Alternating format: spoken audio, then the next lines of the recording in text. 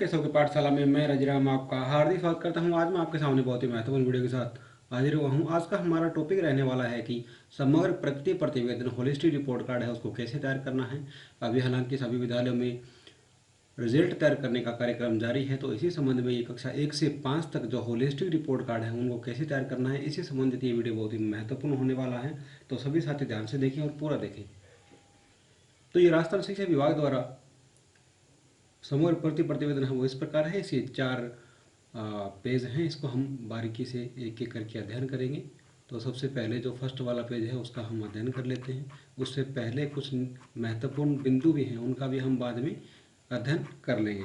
तो सबसे फर्स्ट वाला जो पेज है इसमें यहाँ पे लिखा हुआ है कि प्राथमिक कक्षाओं के लिए इसमें सबसे पहले 2022 और 23 आ जाएगा, और आगे है यहाँ पे विद्यार्थी का नाम आ जाएगा। यहाँ पे आपकी विद्यालय का नाम के बाद यहाँ पे आपकी NIC कोड जो विद्यालय का रहता है वो आ जाएगा। फिर आप यूडाइस कोड यहाँ पे लिख देंगे। फिर ब्लॉक का नाम, जो विद्यालय आप जिस ब्लॉक में आता है वहाँ का नाम लिख देंगे। इसके बाद आपका जिला आ जाएगा, विद्यार्थी का नाम यहाँ पे आ जाएगा।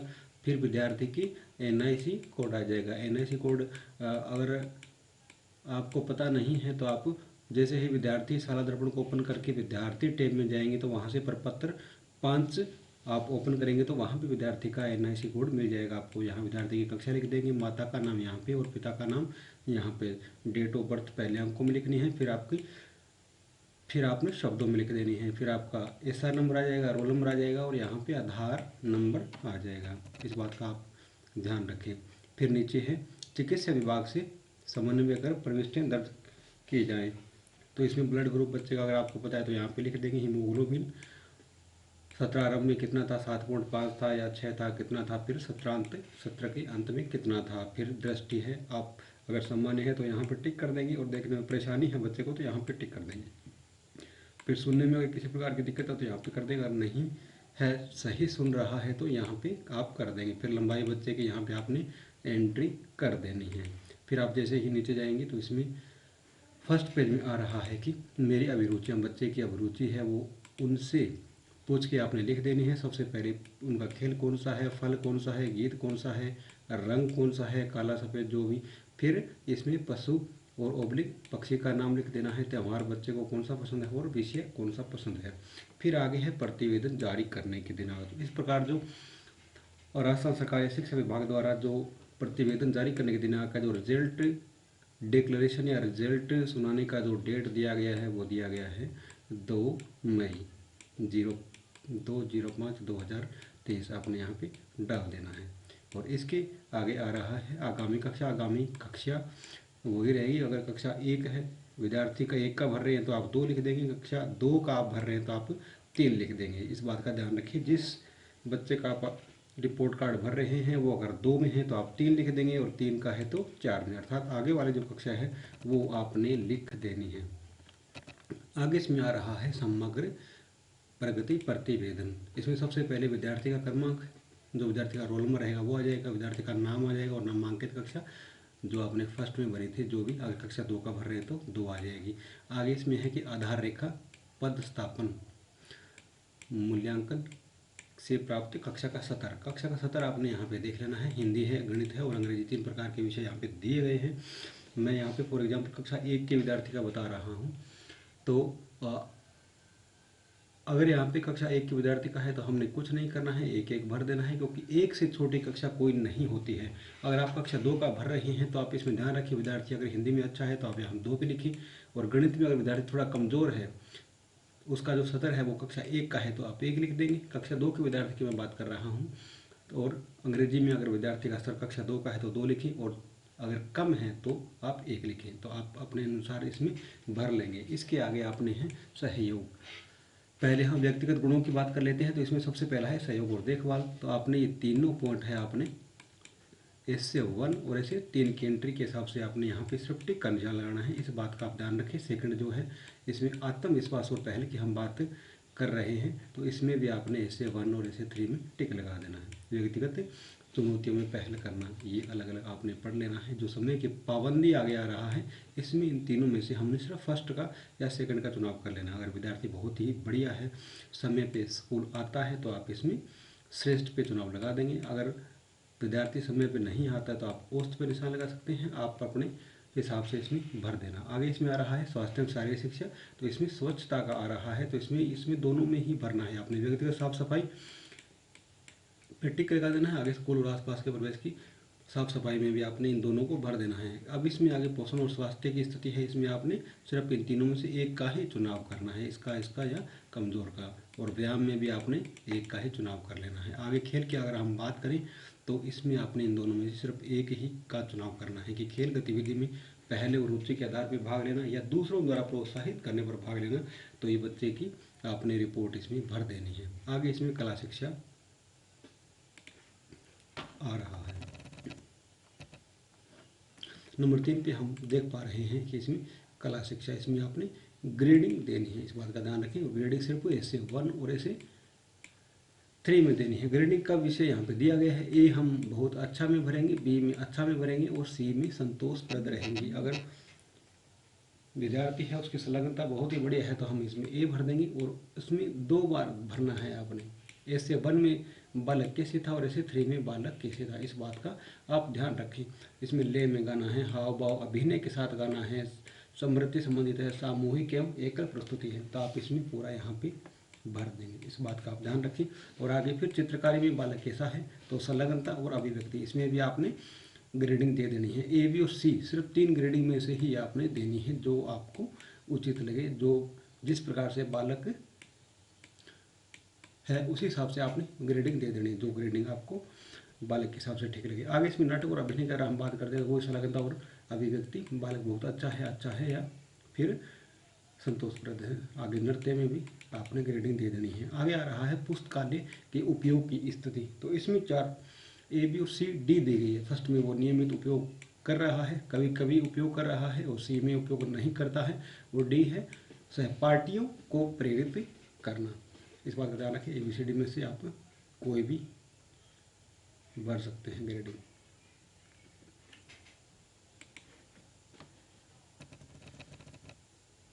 आगे हम बात करते हैं हिंदी अधिगम क्षेत्र या लर्निंग आउटकम्स की, जिसकी हम बात कर रहे थे। इसमें 2 प्रकार के दिए गए हैं, जिसमें कक्षा स्तर है और ग्रेड है।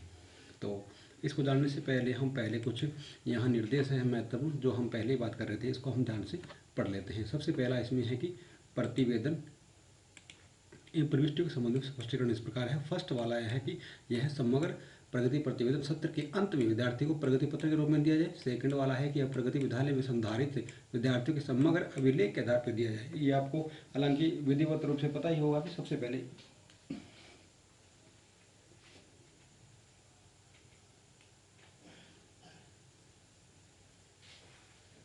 SIQ को हमने भर लेना है, उसके आधार पे हमने यहाँ पे भर लेना है। अब हम बात करते हैं योगात्मक आकलनों की,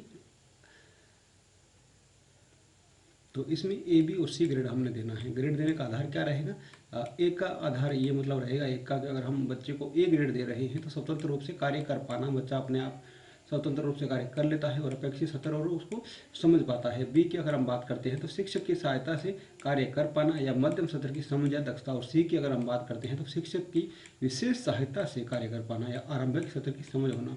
अर्थात सी है वो संतोषप्रद, हम इसको मान सकते हैं कि बच्चा है वो ज़्यादा नहीं समझ पाता है, बार बार समझाने के बाद वो समझ पाता है। और आगे इसमें 4 नंबर में दिया गया सभी विषयों के योगात्मक आकलन लर्निंग आउटकम्स के अंतर्गत कक्षा सत्र व ग्रेड का कॉलम दिया गया है। कक्षा सत्र के कॉलम में विद्यार्थियों ने टर्म के दौरान जिस कक्षा के सत्र की अवधारणा दक्षता कौशलों का निर्माण किया है उस कक्षा का आकलन करना होगा। आगे हम 5 नंबर में है कि कला शिक्षा के आकलन में ग्रेड के स्थान पर क्षेत्र विशेष में विद्यार्थी की स्थिति के अनुसार ABC के रूप में दर्ज किया गया है।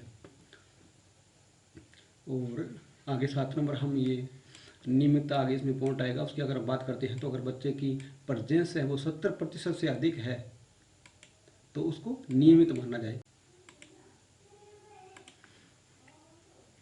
और अगर हम 50 से 70 की बात करें तो मध्यम स्थिति है, और 50 से कम की अगर हम बात करते हैं तो अनियमित माना जाए। पुस्तकालय में 4 ग्रेड दी गई है, पहले हमने बता दिया है, ABCD में से आपने दर्ज कर लेना है।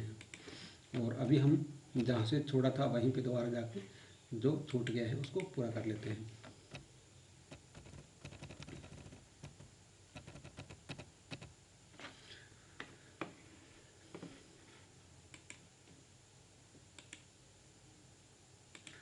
तो इसमें ये दिया गया है अधिगम क्षेत्र। अधिगम क्षेत्र के अंतर्गत सुनना, समझना, पढ़ना, लिखना, व्यवहारिक, व्याकरण, सृजनात्मक अभिव्यक्ति, परिवेशीय, ये अपनी कक्षा के हिसाब से सिलेक्ट कर लेना है। फॉर एग्जांपल जैसे मैं कक्षा एक का सिलेक्शन कर लेता हूँ तो कक्षा का जो सत्र है वो एक का कक्षा सत्र एक ही रहेगा, इससे कम नहीं हो पाएगा। अगर हम कक्षा दो का यहाँ पे करते हैं तो हो सकता है कि बच्चा सुनने और समझने में परेशानी आ रही है, तो हम उसका सत्र एक लिख सकते हैं। कक्षा दो का विद्यार्थी है उसका कक्षा सत्र एक लिखा जा सकता है, लेकिन जो कक्षा एक में है उसका हमने एक ही लिखना है। अब इसमें से ये सारे पॉइंट एक ही कक्षा के नहीं हैं, इस बात का ध्यान रखें। ये कक्षा 1 से 5 तक के हैं, सब ये पहले ही आपको बता दिया गया है।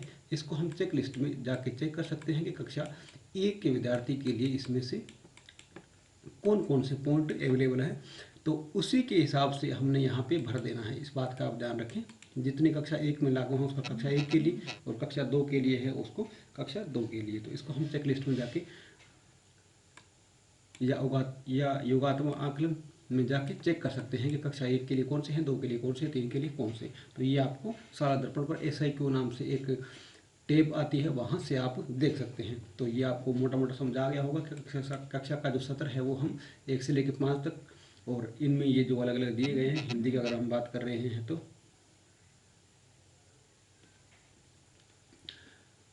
हिंदी की अगर हम बात कर रहे हैं तो उसका जो कक्षा सत्र है वो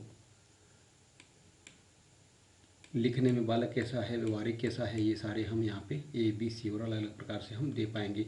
आगे इसमें गणित की अगर हम बात कर लेते हैं तो गणित में आकृति है, संख्या ज्ञान है, संक्रिया, मापन, आंकड़े, गणितीय संप्रेषण और गणित के प्रति रुझान। इसमें कक्षा 1 से लेकर 5 तक के जो लागू हैं वो यहाँ पे भर देने, कक्षा का सत्र भर देने। यहाँ पे आपने ग्रेड भर देनी है, ग्रेड आपको पता ही है A, B और C से भरनी है, इस बात का आप ध्यान रखिए। फिर आगे इंग्लिश की हम बात कर रहे हैं तो इंग्लिश के जो पॉइंट जिस क्लास में लागू हैं उसी हिसाब से आपने यहाँ पे टिक करना है और अभी भर देना है। पर्यावरण अध्ययन की अगर हम बात करें तो ये सारे पॉइंट आपने ग्रेडिंग और कक्षा सत्र दोनों इसमें भर देना है। और नीचे अभिभावक के हस्ताक्षर हैं, वो हस्ताक्षर यहाँ पे करवा लेने हैं। ये 3 जगह करवाने हैं आपको, SA1, SA2 और SA3 जो आपकी ये यहाँ पे दिए गए हैं। SA1, SA2, SA3 3 परीक्षाएँ हुई थी, उसके अंतर्गत आपने 3 हस्ताक्षर करवाने हैं। आगे हम 8 नंबर की बात करते हैं। पहले हमने ये बात कर ली है, तो इसमें क्या है कि हर मंथ की इसमें कार्य दोष कितने हैं वो यहाँ पे पूरा भर देंगे, और यहाँ पे टोटल जो योग आएगा वो आपने यहाँ भर देना है। और इसके बाद जो उपस्थिति विद्यार्थी की रही है वो आप यहाँ से भर देंगे। इसके बाद में आपने इनका प्रतिशत निकाल लेना है, इस बात का ध्यान रखें। प्रतिशत निकाल के और आपने यहाँ प्रतिशत भर देना है। बच्चे का कितना है, 80 है, 85 है, कितना प्रतिशत उपस्थिति बालक रहा है, और इसी आधार पर प्रतिशत के आधार पर हमने देख भी लिया है। प्रतिशत के आधार पर आपने फिर नियमित, मध्य की स्थिति और अनियमित ये आपने भर देना है। ये आ रहा है 70 से अधिक है तो बालक नियमित है, और 50% से 70% के बीच में है तो बालक मध्यम स्थिति में है, और 50% से कम है तो बालक अनियमित है। इस बात का आपने ध्यान रखना है, और आपने उसी हिसाब से ग्रेडिंग इसमें टिक का निशान लगा देना है कि 70% से ऊपर है तो आपने इसमें निशान लगा देना है, 50 और 70 के बीच में है तो आपने इसमें निशान लगा देना है, और बालक अगर 50% से भी कम विद्यालय आ रहा है तो आपने इसमें निशान लगा देना है।